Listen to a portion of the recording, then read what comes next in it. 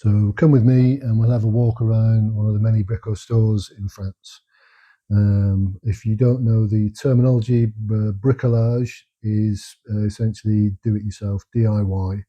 So you'll see there's lots and lots of stores that begin with Brico, Brico Depot, Brico Marché, amongst others, Brico Cash. They all, if it says Brico, it's essentially it's there for the DIYers. You get the professionals that go there as well to shop, but essentially it's for anybody and everybody that wants to buy building materials of any description. So this particular one is got a reasonable size store. It's got just about everything you ever want if you're going to be doing any DIY projects. An interesting array of laminate flooring and tiling, the carrelage for the floors and the walls. Faience is what they normally call the wall tiling, and carrelage is what they normally call the floor tiling. And then you've got an array of sanitary products there, all the fittings you'd ever want to plumbing, whatever you're going to be plumbing in, various sizes, ranging from very small to very large. So you've got all that there, and the bits for the toilets, and the evacuation dough. They're getting rid of the water, the dirty water. On the other side, there you've got some examples of carrelage and faience, and the various prices per square metre, obviously all in euros. Some quite nice examples of tiling there. Obviously something I'll have to consider towards the end of the renovation, when I'm going to be tiling in the small areas of the downstairs loo, the upstairs showroom, and the parts in the kitchen, no doubt. So they're just giving you a bit of an idea what sort of prices you might expect to pay, depending on where you are in France. But generally, they're fairly reasonably priced, I find. Nothing's overly expensive. And you can generally find more or less whatever you're looking for. You're coming into like the copper fittings now, which do vary quite a bit from UK. I can't speak about American fittings, but they vary quite considerably from UK fittings, which I find are much more simple to use, much more user friendly. Here, if you want to do something like you want to put a valve on something, in the UK, we use an isolating valve, 15mm or 22mm isolating valve, very easy to fit. It's just a compression joint, and then you can turn it on and off with a screwdriver. Here in France, you buy the valve, but then you have to buy the fittings that will fit onto whatever copper you're going to be going onto. So buying other bits tends to increase the price to a degree of whatever you're buying, and the sizes tend to be even sizes. So for your copper and stuff, it's all in 10, 8mm, 10mm, 12mm, 40mm, 60mm. They do 22mm like the UK, but they don't do 15mm. They do half inch, bizarrely enough. They do half inch fittings. But there's, like I say, we're just looking along the aisles there, you've got masses of stuff that you could ever wish for. And then your flexible hoses. Sadly, none of the flexible hoses come with an isolating valve attached, which would be handy. And then you've got all the valves there. You're looking at there, the valves are thousands and thousands to choose from. You can reduce up and reduce down to whichever size you're working to. And then we move on to electrical bits. Oh no, we're still in the plumbing section, so we'll be looking at Jubilee clips and stuff. So I did a little repair recently for a lady, and she had a leak in the sink, and everything went well. I changed the fitting, put a siphon fitting on to get rid of there was a mass of different connections she had. So 4 different connections she had just to connect the sink directly to the 40mm plastic pipe that she had. And I changed it all just by adding a siphon fitting, but the connection for the dishwasher wouldn't normally. It's in like it's in an increasing sized diameter. So when you push the pipe on, as you push it on, it tightens. It finds the tightest fit. This thing didn't come with that, so I ended up having to nip out again and buy a Jubilee clip to tighten it up to solve that problem. Anyway, I digress as usual. We're into the showery bit now. Lots of interesting shower attachments. Again, something I'll be looking to put into the new house once we're up and running. And they do some real sort of quality stuff here, but they also do some bargain basement stuff, what they call Premier Pre, which is like um, the bog standard products, and that's for lots of different things, particularly in the DIY market. So if you go to one of the bigger stores like Brico Depot or Leroy Merlin, often you'll see there's like a yellow sticker attached to various things, and it'll say on it Premier Pre, and that just means it's like the bog standard basic, but it's at the cheapest price they're going to offer it at. So what we're looking at now, we're looking at hoses and stuff, for ventilation and extraction. And then fans on the other side, so all different sizes of fans you'd ever need. Ventilation is important. You want to keep an airflow going through the house. And then these things, I really like these. These are just not necessarily this particular one, but I like. They're shower cabins. So the whole thing is just there, and all you do is just connect your waste and your feed, your pipes into it, and it's done. It's done and dusted. You're not tiling around, and then putting the fittings in. Everything's already there. So invariably, one of these will end up at the house in Loire-et-Cher. Definitely, I'd love the cabins. I think they're a brilliant solution to what can be quite a difficult problem of what to put into. I'm not going to do a bathroom as such. I'm going to do a shower room. I just find they're more practical. I mean, it's nice to take a bath every now and again, but I much prefer to shower every day. It's just quicker, easier, uses less water, more economic, more green.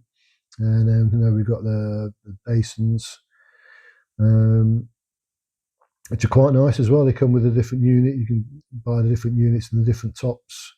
They do like to suspend their stuff. They don't like stuff on legs, so they like to have things attached that looks like it's just suspended in midair, but in fact it's bolted onto the wall. This I found was very reasonably priced, a bit cheap and cheerful, but nevertheless, you're looking at the money that you're paying for all of that. It might come in handy, mightn't it? What do you think? A bit too cheap and cheerful, or it'll do the job? For me, it'll probably do the job. There you go. At least might even whack one. If they're that cheap, I might put one in downstairs anyway, and put one in upstairs, but with the bedrooms, by the bedrooms. But we'll see. That's all things for the future. Very, very, I said, very, very easy to fit.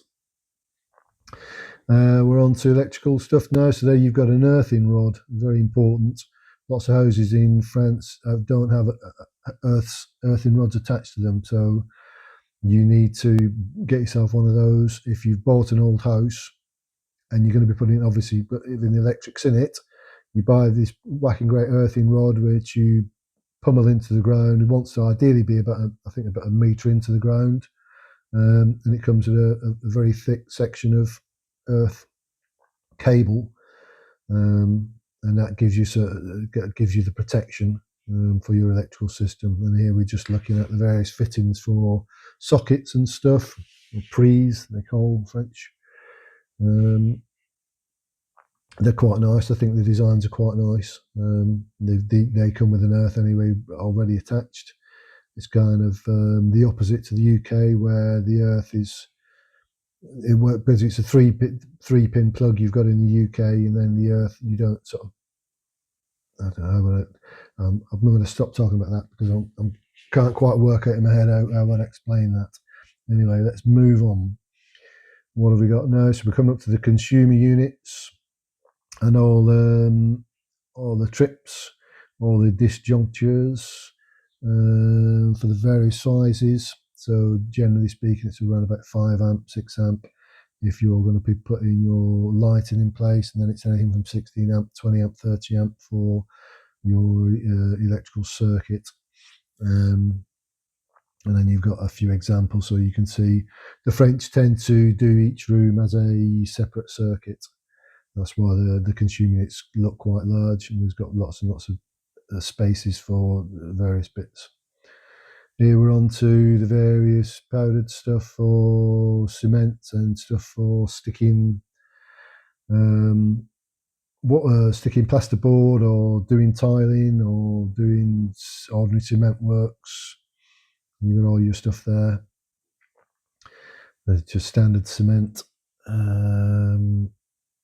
Great selection of that as well. White cement, if you're doing stuff like balustrading and you need it to be matching the colour of your balustrading. What else?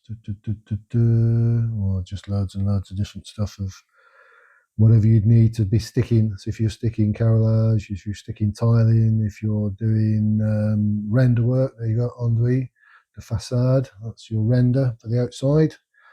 Murs exterior and interior, so you can do both inside and outside with that stuff. And then we come on to the gardening side. A nice little tractor there on special, €3,690, because it was a display model. Look at that, that's a fine bit of kit, isn't it? I'm sure there's lots of you out there either got one of those or would like to have one of those.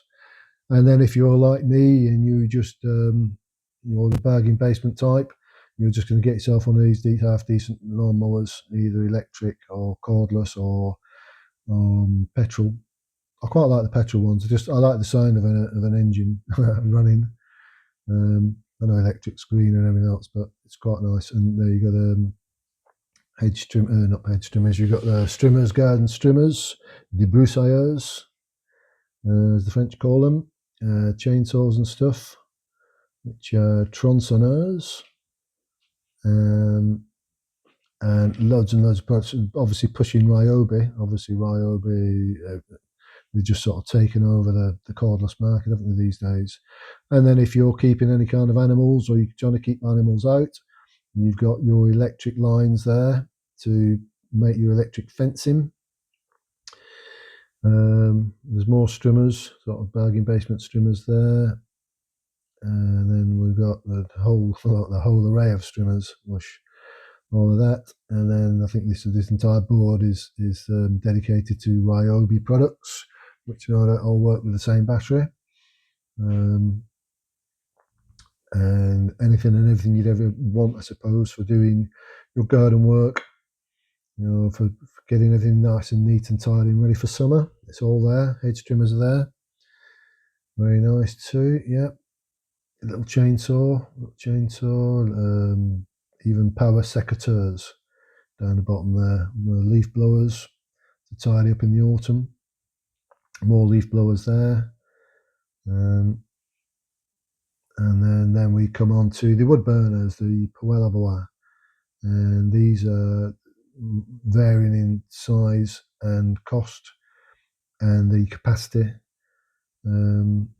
ranging from 5-6 kilowatts right the way up to 12, 13, 14 kilowatts, which must push out an enormous amount of heat into an area. And they all tend to be up near the top end of the ratings.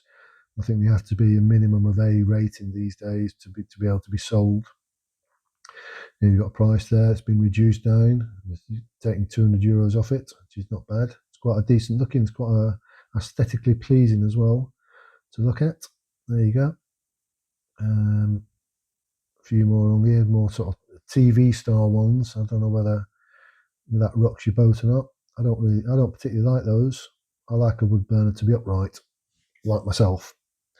Good standing upright wood burner is better than these sort of TV style ones that are often on central legs. There you go. I prefer that type there. Slightly cylindrical. Just find it, for me, it's more pleasing to the eye, and it takes up less space. And then on the other side, you've got all the fittings you're going to need: the flues in stainless steel or in black enamel, So inox is stainless steel, and you've got the hoses, and you've got all the different angles that you might need for the connectors. Also, it's very important that you evacuate the fumes as um, exact as you can, and not be passing um, long distances on a level. It needs to be going up and out as quickly as possible, which makes your wood burner more efficient as well. So there you go, lots of fittings there, and then you've got the ventilation for the top of the cowlings and stuff like that. More fittings. There you go. There you go. Your cowlings for the top there. Once you're up onto beyond the roof height, and then these are the inserts. These ones are sort of built into walls or whatever. My old neighbour in Normandy had one that was built in. Not quite sure whether that's efficient or not, to be honest with you, because obviously a lot of heat is being expended into the walls rather than being pushed out into the room surface. And then we got some interior doors, all in white. The doors here tend to they come with a frame attached, so it's all ready to rock and roll. So you're not having to create your own, put your own door lining in. The lining is attached to the door. You can have a left hand opening, right hand opening, whichever rocks your boat. A few hardwood doors there as well, which are quite nice. Tend to be a little bit expensive, particularly for my budget. And yeah, so there you go. We're going to slide one out, slide, and just have a quick look at it. And there you go. There's a little bit of a wander around a French store. I hope you've enjoyed the video. It's always a pleasant thing to wander around, see what you can see. Anyway, thanks for watching, and hopefully I'll catch you soon on another video. Thanks.